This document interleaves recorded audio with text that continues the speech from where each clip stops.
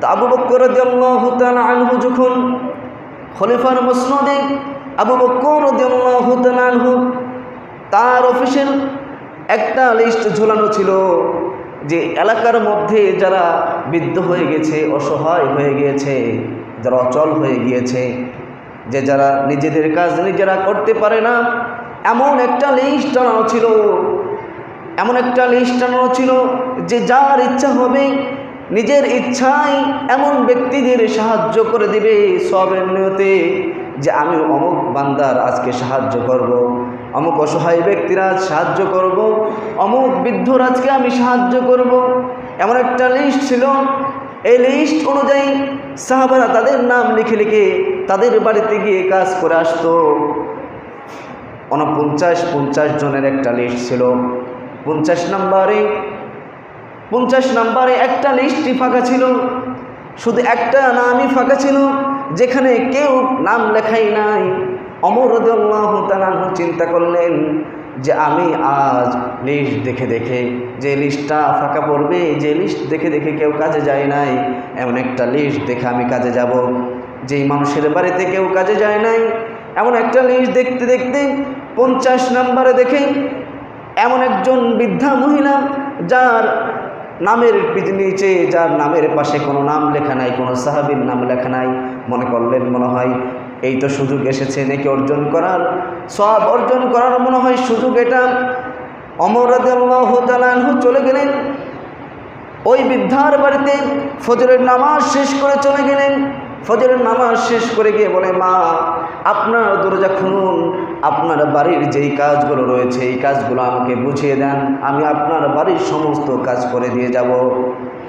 বৃদ্ধা মহিলা উত্তর দিল, বাবা তোমার কাজ করার প্রয়োজন নাই, প্রতিদিন যে আল্লাহর বান্দা আমার বাড়িতে এসে কাজ করে দিয়ে যায়, সেই আল্লাহর বান্দা ইতিমধ্যে কাজ করে চলে গিয়েছে, ইতিমধ্যেই কাজ করে চলে গিয়েছে। ওমর রাদিয়াল্লাহু তাআলা আনহু চিন্তা করলেন যে আজ হয়তো পারি নাই, কালকে তাহলে আমাকে আরও সকাল সকাল আসতে হবে। ওমর রাদিয়াল্লাহু তাআলা আনহু প্রথম দিন গিয়েছিলেন ফজর নামাজ শেষ করে, তারপরের দিন গেলেন ফজরের নামাজের সময়, অর্থাৎ আজানের সময়। ওমর রাদিয়াল্লাহু তাআলা আনহু ওই বৃদ্ধার বাড়িতে চলে গেলেন। যাওয়ার পরে আবার ডাক দিলেন, মা আপনার দরজা খুলুন, আপনার দরজা খুলুন, আপনার বাড়ির যে কাজ রয়েছে এই কাজগুলো আমাকে বুঝিয়ে দেন, আমি আপনার কাজগুলো করে দেব। বৃদ্ধা মহিলা আবার একই উত্তর দিলেন, বললেন, বাবা প্রতিদিন যে আল্লাহর বান্দা কাজ করে দিয়ে চলে যায়, যেই বান্দা প্রতিদিন কাজ করে আল্লাহর ওই বান্দা ইতিমধ্যেই কাজ করে চলে গিয়েছেন। ওমর রাদিয়াল্লাহু তাআলা আনহুর ইচ্ছা হলো, জেদ হলো যে আমি মহিলার, এই বৃদ্ধা মহিলার কাজ আমি করে দেবই, আমি নেকি অর্জন করবই। ওমর রাদিয়াল্লাহু তাআলা আনহু চিন্তা করলেন যে ফজরের নামাজের পরে এসেছি, এরপরেও আমি সুযোগটা পাই নাই, ফজরের আজানের সময় এসেছি, এরপরেও সুযোগটা পাই নাই, আমাকে আরও আগে আগে আসতে হবে। ওমর রাদিয়াল্লাহু তাআলা আনহু চিন্তা করলেন আমাকে তাহাজ্জুদের সময় যেতে হবে। ওমর রাদিয়াল্লাহু তাআলা আনহু তাহাজ্জুদের নামাজের সময় চলে গেলেন। তাহাজ্জুদের নামাজের সময় গিয়ে বলে, মা আপনার দরজা খুলুন, আপনার যে কাজগুলো রয়েছে এই কাজগুলো আমাকে বুঝিয়ে দেন, এই কাজগুলো বুঝিয়ে দেন, আমি কাজ করে চলে যাব। বৃদ্ধা মহিলা বলল, বাবারে প্রতিদিন যেই আল্লাহর বান্দা এসে কাজ করে দেয় ওই আল্লাহর বান্দা আজও কাজ করে দিয়ে ইতিমধ্যে চলে গিয়েছে। সুবহানাল্লাহ। এবার ওমর রাদিয়াল্লাহু তাআলা আনহুর টনক নড়ছে, আরে ফজরের নামাজের পর আসলাম পাইলাম না, ভালো কথা, ফজরের আজানের সময় আসলাম এরপরেও পাইলাম না, তাহাজ্জুদের সময় আসলাম, বুড়িমা বলে যে কে বলে কাজ করে চলে গিয়েছে, কাজ আগে বাদ, আগে বুজুর্গ ধরা দরকার। আমার কি বলতেছে, আগে বুজুর্গটা ধরা দরকার। কোন বুজুর্গ নামের শেষে নাম নাই, এমনিতে কাজ করে দিয়ে চলে যায়, আবার তাহাজ্জুদের সময় আসলাম পাইলাম না তাকে, এমন বুজুর্গ কে আছে, ধরা দরকার আমার, কাজ বাদ, আগে বুজুর্গ ধরি। তারপরের দিন ওমর রাদিয়াল্লাহু তাআলা আনহু বুড়ির বাড়ির পাশে ঝোপের নিচে বসে আছে। যে আজকে দেখি কে আসে, কে এমন বুজুর্গ যে কাজ করে চলে যায়, আমি 3 দিন আসলাম এরপরেও তাকে পাইলাম না, তার কাজ করতে পারলাম না, এই বুজুর্গ আজকে ধরি। গভীর রজনী ওমর রাদিয়াল্লাহু তাআলা আনহু বাড়ির পাশে বসে আছে, চুপটি মেরে বসে আছে। এমন সময় ওমর রাদিয়াল্লাহু তাআলা আনহু দেখেন গুটি গুটি পায়ে, ছোট্ট ছোট্ট পায়ে কে যেন আসতেছে, ছোট্ট ছোট্ট পায়ে কে যেন আসতেছে বুড়ির বাড়ির দিকে। ওমর রাদিয়াল্লাহু তাআলা আনহুর কাছাকাছি যখন আসলেন, ওমর রাদিয়াল্লাহু তাআলা আনহু তিনি সঙ্গে সঙ্গে তার সামনে দাঁড়িয়ে বললেন, আরে আপনি সম্মানিত ভাইয়েরা আমার, কেউ যদি আপনি একা পথে যাচ্ছেন, হঠাৎ করে যদি কেউ আপনার রাস্তার পাশ থেকে এসে যদি বলে, কেউ যদি আপনাকে জিজ্ঞাসা করে বা কোনো একটা নাম ধরেও ডাক দেয়, আমার অবস্থা কেমন হবে? আপনার অবস্থা কেমন হবে? আপনি ভয় পেয়ে যাব। কিন্তু বিষয়টা এমন হলো না। ওমর রাদিয়াল্লাহু তাআলা আনহু যখন ওই ব্যক্তির সামনে গেলেন, যে চুপি চুপি পায়ে আসতেছিল, গুটি গুটি পায়ে যিনি আসতেছিলেন, তার সামনে দাঁড়িয়ে যে আসতেছিল, এ তো ভয় পেলেন না, ভয় পেয়ে গেলেন ওমর রাদিয়াল্লাহু তাআলা আনহু। তিনি বললেন, আরে আপনি, তিনি কি বললেন? আরে আপনি, এ অবস্থা আপনার, আপনি এত রাত্রে আপনি এখানে? ওমর রাদিয়াল্লাহু তাআলা তিনি নিজেই আশ্চর্য হয়ে গিয়েছে, আপনি এখানে কেন? সম্মানিত ভাইয়েরা আমার, যিনি চুপি চুপি পায়ে, গুটি গুটি পায়ে বৃদ্ধার বাড়ির দিকে যাচ্ছিলেন, তিনি আর কেউ নয়, খলিফাতুল মুসলিমিন হযরত আবু বকর রাদিয়াল্লাহু তাআলা আনহু। সুবহানাল্লাহ। রাষ্ট্রের দায়িত্ব ছিল তখন কি ছিল? রাষ্ট্রের দায়িত্ব তিনি পালন করতেন। এমত অবস্থায় তিনি বৃদ্ধার বাড়িতে গিয়ে কাজ করার জন্য বৃদ্ধার বাড়িতে যাচ্ছেন। রাষ্ট্রের প্রধান মানুষদেরকে কিভাবে নিরাপত্তা দেবে, কিভাবে মানুষদের সহায়তা করবে, সাহায্য করবে, এটা নিয়ে তারা পরেশান ছিল যে আমি রাষ্ট্রের ক্ষমতা থাকাকালীন আমার কারণে যেন একটা মুসলমান বা কোনো মানুষের যেন কষ্ট না পায়, কোনো মানুষই কি না পায়, কষ্ট না পায়, যার কারণে বৃদ্ধ মানুষ, অচল মানুষ চলতে পারবে না, নিজের কাজ নিজেরা করতে পারবে না। এমন সমাজে লোক আছে না, যারা নিজের কাজ নিজেরা করতে পারতেছে না, বৃদ্ধ হয়ে গেছে, ছেলে মেয়ে নাই, কেউ নয়, অসহায়, এমন মানুষের কাজ নিজেরা করতে পারে না। তো এরা যদি আল্লাহ তাআলার কাছে বিচার দায়ের করে যে রাষ্ট্রের ক্ষমতা থাকাকালীন অমুক বান্দা রাষ্ট্রের ক্ষমতায় ছিল, আর আমরা অসহায় ছিলাম, অসুস্থ ছিলাম, চলতে পারি নাই, আমাদের সাহায্য করার মতন কেউ ছিল না, তখন যারা রাষ্ট্রের দায়িত্ব থাকবে এরা কি আল্লাহ তাআলার কাঠগড়ায় আসামি হিসেবে দাঁড় হবে না? আসামি হিসেবে সেদিন তারা দাঁড়াবে। তো দেখেন মানুষদের নিরাপত্তা কেমন দিচ্ছেন হযরত আবু বকর রাদিয়াল্লাহু তাআলা আনহু। তো আবু বকর রাদিয়াল্লাহু তাআলা আনহুকে জিজ্ঞাসা করলেন, আর আপনি এই অবস্থায় আপনি সারাদিন রাষ্ট্রের কাজকর্ম করেন, এত ব্যস্ত থাকেন, এরপর আপনি সামান্য এই কাজ করার জন্য আপনাকে যাওয়া লাগবে কেন? আপনি কি আমাদেরকে বলতে পারেন না? ওমর রাদিয়াল্লাহু তাআলা আনহু বলতেছে আবু বকরকে, আর মহব্বত করতেন আবু বকর রাদিয়াল্লাহু তাআলা আনহুকে। ওমর রাদিয়াল্লাহু তাআলা আনহু খুব মহব্বত করতেন। তা বলতেছে ওমর রাদিয়াল্লাহু তাআলা আনহু আবু বকর রাদিয়াল্লাহু তাআলা আনহু পায়ের দিকে তাকিয়ে দেখে যে জুতা পরে আসে নাই। কি পরে আসে নাই? জুতা পরে নাই। তা আবু বকর তিনি তো জুতা না পরেই চলে আসতেছে, হেঁটে হেঁটে আসছেন। এবার ওমর রাদিয়াল্লাহু তাআলা আনহু জিজ্ঞাসা করতেছেন, কি সুফি সাহেব, জুতা নাই কেন, খালি পাই কেন? কি বলতেছে? কি সুফি সাহেব, জুতা তো পাই নাই, খালি পাই কেন? দেখেন, আমি আপনাদেরকে এটাই বোঝাতে চাচ্ছি যে সাহাবীদের যে চিন্তাধারা ছিল, তাদের যে অবস্থা ছিল, তাদের অবস্থা থেকে আমরা কত দূরে। আবু বকর রাদিয়াল্লাহু তাআলা আনহু দুটি উত্তর দিয়েছিলেন। ওমর রাদিয়াল্লাহু তাআলা আনহু দুটি কথা বলেছেন, দুটি উত্তর আবু বকর দিয়েছিলেন। প্রথম উত্তর দিয়েছিল কি? আবু বকর রাদিয়াল্লাহু তাআলা আনহু বলে যে জুতা পরে আসলে হাঁটার শব্দ হয়, এই শব্দে মানুষের ঘুম ভেঙে যাবে, মানুষের কষ্ট হবে, আর মানুষ জেনে যাবে আমি তো তার বাড়িতে কাজ করার জন্য যাচ্ছি, একমাত্র আল্লাহকে জানানোর জন্য, আল্লাহকে রাজি খুশি করার জন্য। সুবহানাল্লাহ বলে। তাদের অবস্থা কী ছিল? সাধারণ জুতার পায়ে মানুষের ঘুম নষ্ট হবে, কতটুকু সচেতন ছিল। আর আজ আমরা তো ঘুমাতেই পারি না ঠিক মতো, কথা বলেন ঠিক কিনা? অনেকেই বড় কথাও বলতে চায় না যে কী বিপদ হবে না হবে, আমরা তো ঘুমাতেই পারি না ঠিক মতো। ততক্ষণ সে রাষ্ট্রের প্রধান ছিল, তার পায়ের আওয়াজে মানুষের ঘুম ভেঙে যাবে, মানুষ কষ্ট পাবে। এবং সে যে মানুষের বাড়িতে কাজ করে দিয়ে আসবে, বৃদ্ধা মহিলার বাড়িতে কাজ করবে, এটা শুধু আল্লাহ তাআলাকে জানানোর জন্য বলতেছে, আমি শুধু আল্লাহ তাআলাকে জানাতে চাই, মানুষদেরকে জানাতে চাই না। সুবহানাল্লাহ বলে তাদের অবস্থাটা কি ছিল। এবং আরও একটি উত্তর দিয়েছিল, আরও একটি কথা বলেছিল, যে এই কথাটি শোনার আগে তা ওজনটা আমাদের জানা দরকার। আমরা তো সকলেই জানি আবু বকর রাদিয়াল্লাহু তাআলা আনহু তিনি ইসলামের একজন খলিফা ছিলেন, হ্যাঁ, নবীজির শ্বশুর ছিলেন।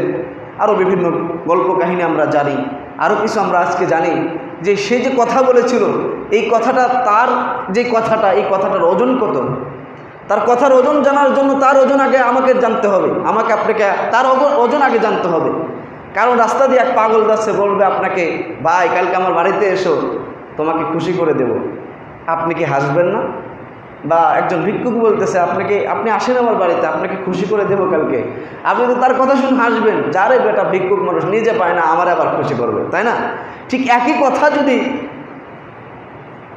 এমপি বলে, মন্ত্রী বলে যে আমার বাড়িতে তুমি আসো, কালকে আসো, আগামীকাল আসো, আমি তোমাকে খুশি করে দেব, আপনি কি হাসবেন নাকি আপনি আশ্চর্যজনক হয়ে যাবেন? আপনি কি আশাহত হবেন না?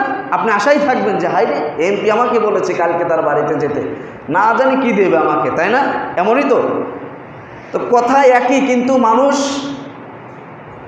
স্থান পরিবর্তন হয়েছে, মানুষের স্থান পরিবর্তন হয়েছে, যার কারণে কথার দামটা অনেক বেড়ে গিয়েছে, তাই না? একটা মানুষের কথার ওয়েট বাড়ে তার কর্মের কারণে, তার অবস্থানের কারণে, তাই না? ভিক্ষুক বলেছে আপনি হেসে দিয়েছেন, এমপি বলেছে আপনি আশা হতে দিয়েছেন না, আপনি আশায় আছেন, আপনার সারা রাত ঘুম নাই, আপনার সারা রাত কি নাই, ঘুম নাই, যে এমপি বলেছে, মন্ত্রী বলেছে, যাই তো আগামীকাল রাত্রিতে কোনো মতেই ঘুম আসবে না, কথা বলেন ঠিক না? রাতে কোনো মতেই আমার ঘুম আসবে না, হয়তো আপনাদের আসতে পারে, আমার আসবে না মনে হয়। তো সম্মানিত হাজির, তো আবু বকরের যে কথাটা বলেছে, যে উত্তরটা দিয়েছে, এই উত্তর জানতে হলে তার ওইটা আমাদেরকে জানতে হবে। তো আবু বকর রাদিয়াল্লাহু তাআলা আনহু তিনি কিন্তু গরিব মানুষ ছিলেন না। তিনি কি ছিলেন না? গরিব ছিলেন না। প্রথম অবস্থায় যখন ইসলাম গ্রহণ করলেন আবু বকর রাদিয়াল্লাহু তাআলা আনহু, তিনি তো অনেক ধনী ছিলেন, তার টাকা দিয়ে মুসলমান গোলামদেরকে আজাদ করতে করতে সে এক সময় ইসলামের জন্য তার সব সম্পদ বিলিয়ে দিয়েছিলেন। এক সময় দেখা গেল তার সম্পদ একেবারেই শূন্য হয়ে গেল। তো আবু বকর রাদিয়াল্লাহু তাআলা আনহু এমন মানুষ ছিলেন যে আম্মা জান আয়েশা রাদিয়াল্লাহু তাআলা আনহা জিজ্ঞাসা করতেছেন নবীজি সাল্লাল্লাহু আলাইহি ওয়াসাল্লামের কাছে যে হাবিব, ওগো নবী, আসমানের যে তারকাগুলো রয়েছে, কারণ আরবের আসমান এবং আমাদের বাংলাদেশের আসমান একরকম দেখা যায় না, কিন্তু ওটা খুব স্বচ্ছ, একদম পরিষ্কার দেখা যায়, অনেক পরিষ্কার দেখা যায়। তো ওই তারকা দেখে বলতেছিল যে নবীকে জিজ্ঞাসা করতেছিল যে এই তারকা, যে আসমানে যে তারকাগুলো রয়েছে, এই তারকার চাইতে আপনার উম্মতের মধ্যে এমন কেউ আছে যার আমল এর থেকে বেশি? যে প্রশ্ন করছে কে? আম্মা জান আয়েশা রাদিয়াল্লাহু তাআলা আনহা। আর আবু বকরের কন্যা, কিন্তু আবু বকরের কন্যা জিজ্ঞাসা করছে কার কাছে? নবী মুহাম্মদুর রাসূলুল্লাহ সাল্লাল্লাহু আলাইহি ওয়াসাল্লামের কাছে জিজ্ঞাসা করছে। কারণ হলো যে স্বামীর কাছে বাপের বাড়ির গল্প সুনাম শুনতে ভালোই লাগে, তাই না? একদিন বদনাম করে দেখবেন যে তরকারিতে আর স্বাদ নাই 7 দিন। বিষয়টি এমনই, কিন্তু আপনার স্ত্রীর কাছে আপনি আপনার শ্বশুর বাড়ির সুনাম করবেন, দেখবেন স্ত্রী খুব খুশি হয়। তা আম্মা জান আয়েশা রাদিয়াল্লাহু তাআলা আনহা জিজ্ঞাসা করছে যে এই তারকার চাইতে কি আপনার উম্মতের মধ্যে এমন কেউ আছে যার আমল অনেক বেশি? তো মুহাম্মদুর রাসূলুল্লাহ সাল্লাল্লাহু আলাইহি সাল্লাম বলতেছেন অবশ্যই আছে, থাকবে না কেন? তো তিনি তো মনে মনে ভাবতেছেন তিনি তো আর কেউ নয়, আমার বাবার নামই তো বলবে, তাই না? আমার বাবার নামই তো বলবে। তো মুহাম্মদুর রাসূলুল্লাহ সাল্লাল্লাহু আলাইহি ওয়াসাল্লাম বললেন যে এই তারকার চাইতে বেশি আমল আছে এমন এক বান্দার, এমন এক উম্মতের, তিনি আর কেউ নয় খলিফাতুল মুসলিমিন, তিনি আর কেউ নয় হযরত ওমর রাদিয়াল্লাহু তাআলা আনহু। ওমর রাদিয়াল্লাহু তাআলা আনহুর এই তারকার চাইতে বেশি আমল রয়েছে। এবার বলেন তো আম্মাজান আয়েশার মুখ কেমন হওয়ার কথা? হাসি মুখ করার কথা নাকি বেজার হওয়ার কথা? কারণ তার বাবার নাম তো বলে নাই। সে বলেছিল যে আমার বাবার নাম বলবে, সে মনে করছে যে আমার বাবাই তো এত আমল করেছে। তিনি মনটা বেজার করে ফেললেন।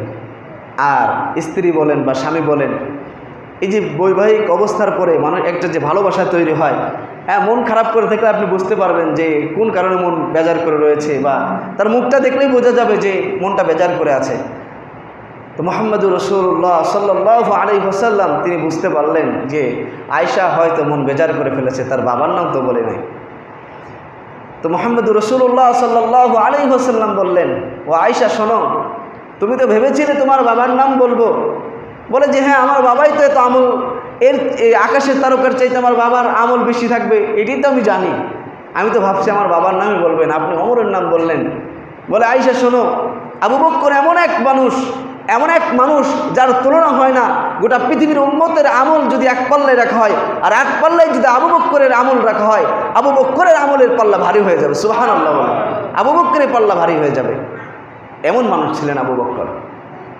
গোটা উম্মতের আমল এক পাল্লায়, গোটা উম্মতের, এক দুইজন নয়, গোটা উম্মতের আমল যদি এক পাল্লায় রাখা হয়, আর এক পাল্লায় আবু বকরের আমল রাখা হবে, আবু বকরের আমল ভারী হয়ে যাবে। সুবহানাল্লাহ, এমন মানুষ ছিলেন আবু বকর।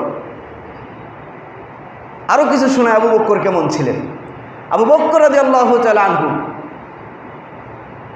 আল্লাহ তাআলার কাছে দোয়া করে, সাহাবারা দোয়া শোনে, আল্লাহ তাআলার কাছে বলে, ও আল্লাহ, আপনি আপনার হাবিবকে একটু জেহেনের মধ্যে একটু ঢেলে দেন, জানিয়ে দেন যে আমার যে সম্পদ রয়েছে, এই সম্পদ তো আপনার দিনের জন্য আমি ওয়াকফ করে দিয়েছি, আপনার নবীর জন্য ওয়াকফ করে দিয়েছি।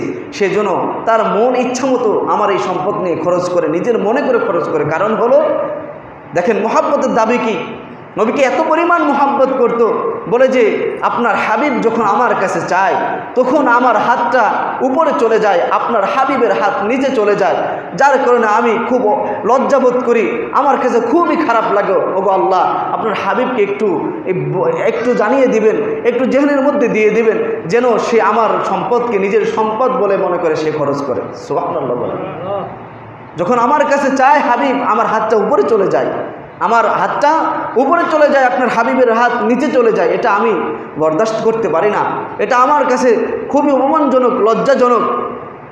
এত পরিমাণ ভালোবাসতেন। এক সময় তাবুকের যুদ্ধের সময় আল্লাহ রসুল সাল্লাল্লাহু আলাইহি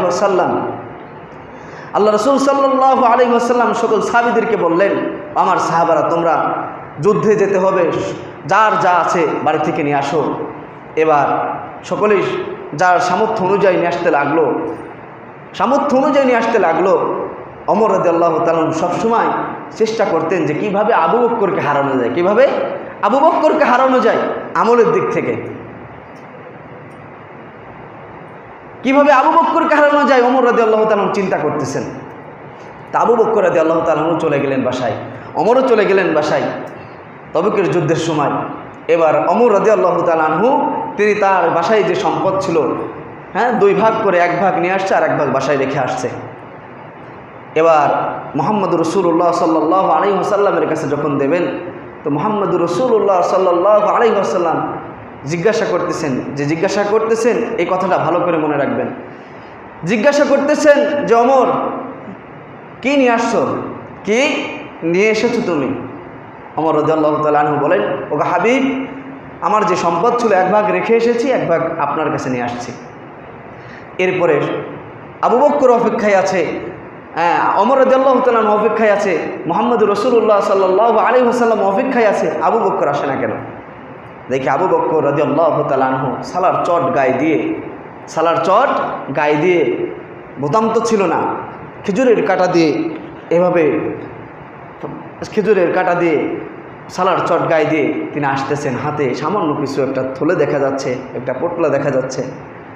যখন হাবিবের কাছে আসলেন, নবীজির কাছে আসলেন, নবীজি সাল্লাল্লাহু আলাইহি ওয়াসাল্লাম ওমরকে জিজ্ঞাসা করেছেন যে কি নিয়ে এসেছো, আর আবু বকরকে জিজ্ঞাসা করতেছে, ও আবু বকর, তুমি বাড়িতে কি রেখে এসেছো? সুবহানাল্লাহ বলেন, বাড়িতে কি রেখে এসেছো তুমি? আবু বকর রাদিয়াল্লাহু তাআলা আনহুকে যখন এই কথা জিজ্ঞাসা করলেন, আবু বকর রাদিয়াল্লাহু তাআলা আনহু জিজ্ঞাসা করার সাথে সাথে ওমর বুঝে ফেললেন, আজও হয়তো আবু বকরের সাথে আমি পারি নাই, হয়তো তার সম্পদ আমার থেকে কম আছে। তিনি ভেবেছিলেন তার তো সম্পদ আমার থেকে কম, সে আজকে হয়তো আমার সাথে জিততে পারবে না। কিন্তু সম্পদ আবু বকরের ওমরের যেত ছিল তাও নয়, তারও যেত সম্পদ ছিল তাও নয়, কিন্তু ওমরের থেকে আবু বকরের একটু কমই ছিল।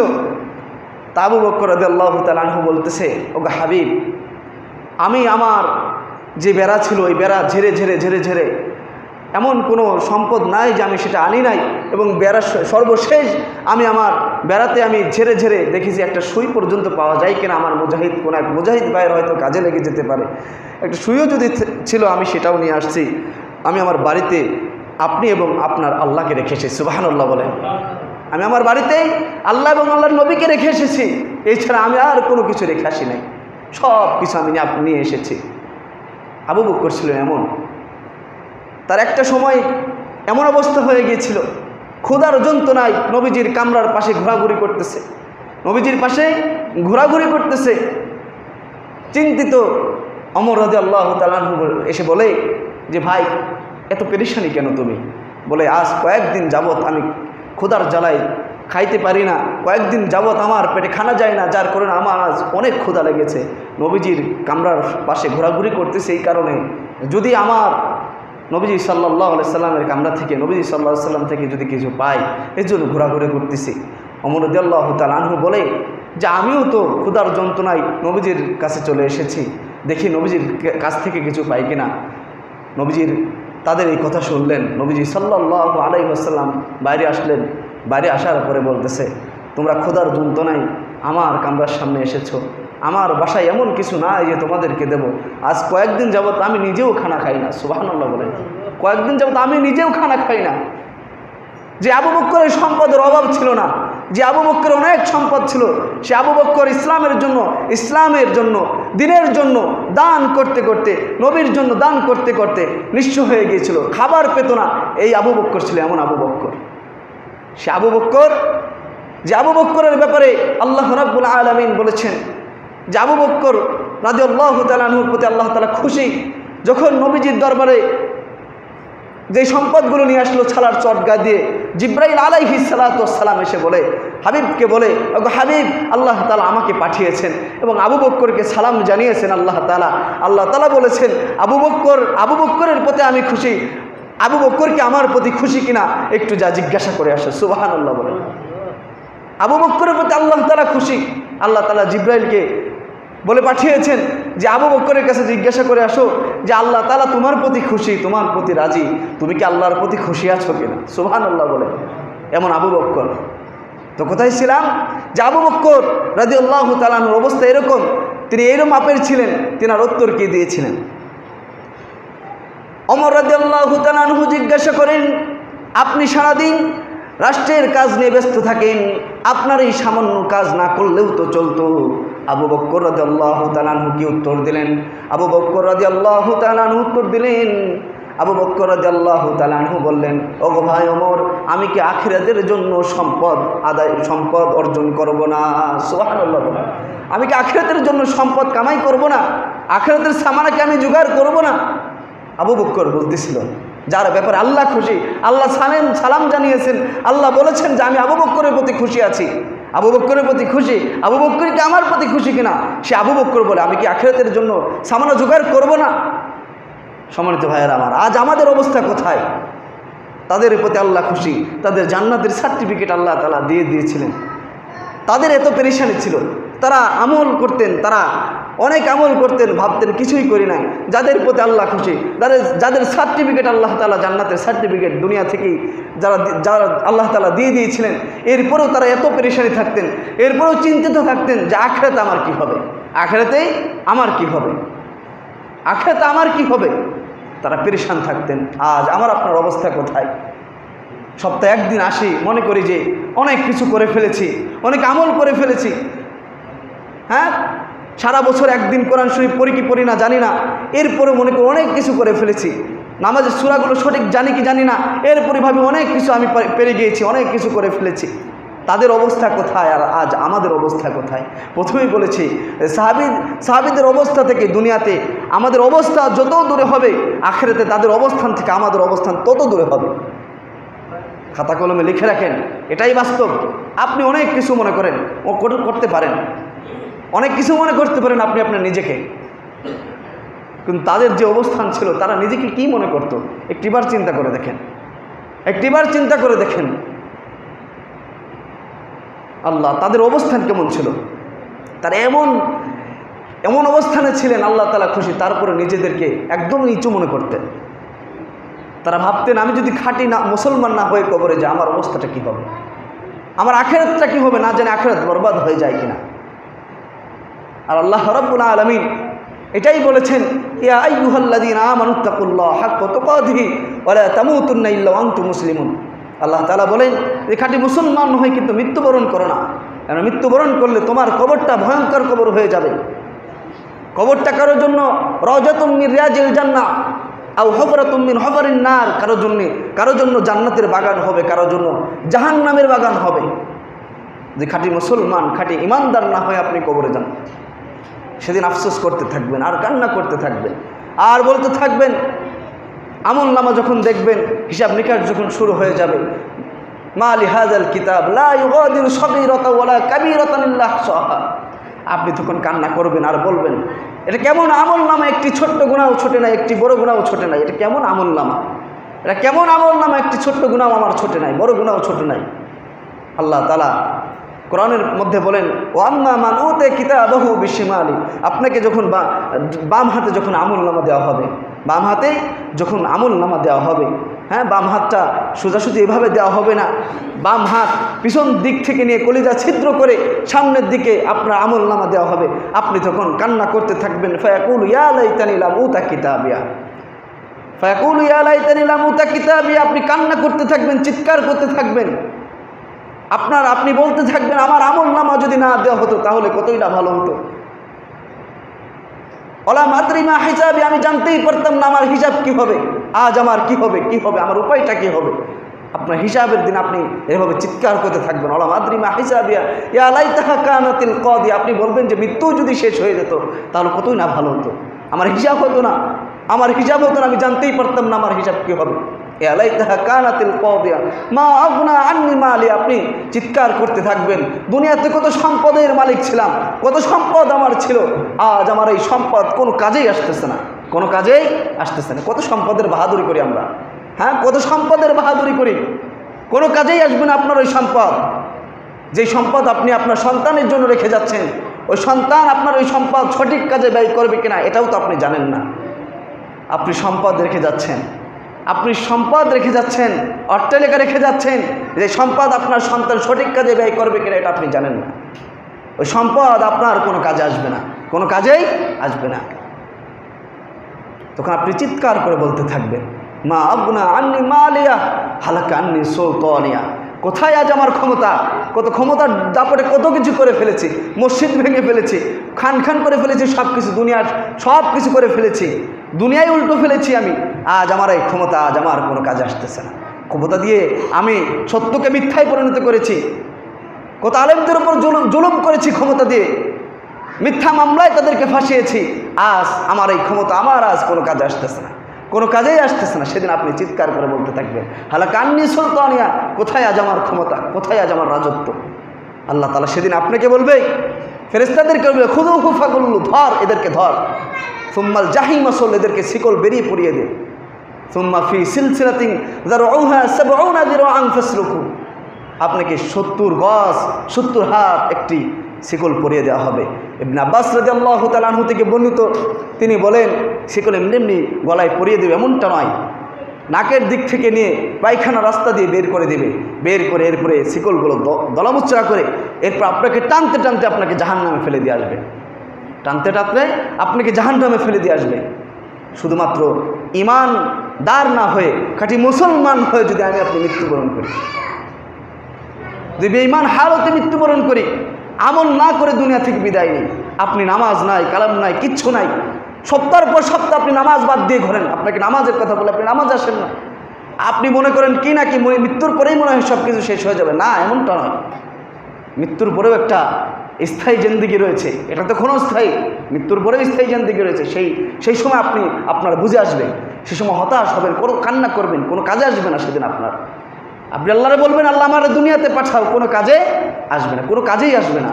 এর জন্য সম্মানিত হাজিরিন, সময় অনেক হয়ে গেছে।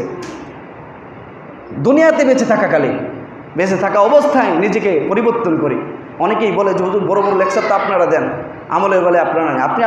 আপনাকে আগে শুধরান, আপনাকে আগে শুধরান। আপনার অবস্থাটা কি হয়, আপনি আপনার নিয়ে পেরেশানি থাকেন, আপনি হুজুরের নিয়ে আসেন কেন? সম্মানিত হাজিরিন, আল্লাহ তাআলা আমাদেরকে সহি বুঝ দান করেন, সকলে বলে আমিন। এবং খাঁটি মুসলমান না হয়ে যেন আমরা মৃত্যুবরণ না করি, ইমানদার হয়ে যেন আমরা মৃত্যুবরণ করি। আল্লাহ তাআলার কাছে ওমর রাদিয়াল্লাহু তাআলা দোয়া করতেন, আল্লাহুম্মা রযুকনি শাহাদাতান ফি সাবিলিক ওয়াজআল মাউতি বিবালাদি রাসূলিক। ওগো আল্লাহ, আমাকে শাহাদাতের মৃত্যু দিও, আমাকে ইমানদার হালতে মৃত্যু দিও, মদিনায় আমাকে মৃত্যু দিও। এজন্য বিশেষ করে ইমানদার হালতে যেন আমাদের মৃত্যু হয়, খাঁটি মুসলমান হয়ে যেন আমরা কবরে যেতে পারি। না হলে কবর আমার আপনার সাথে খুব খারাপ ব্যবহার করবে, কারোর জন্য ভালো ব্যবহার করবে, ভালো হলে তো ভালো, খারাপ হলে তো শেষ নাই। এজন্য সকলেই খাঁটি মুসলমান হওয়ার ইচ্ছা আছে তো সকলের? বলেন তো সকলেই। আল্লাহ তাআলা আমাদের সকলকে খাঁটি মুসলমান বানিয়ে যেন আল্লাহ তাআলা আমাদের কবরে ডাক দেন, এর আগে যেন আল্লাহ তাআলা আমাদের মৃত্যু না দেন, ইমানি হালতে যেন আল্লাহ তাআলা আমাদের মৃত্যু দেন। আল্লাহ তাআলাকে সকলেই দোয়া করবো আল্লাহ রাব্বুল আলামিন আমাদের সকলকে যে কথাগুলো বললাম এই কথাগুলোর উপর আমল করার তৌফিক দান করেন। সকলে বলে আমিন। ওয়া আখির দাওয়ানা আনিল হামদুলিল্লাহি রাব্বিল আলামিন। যারা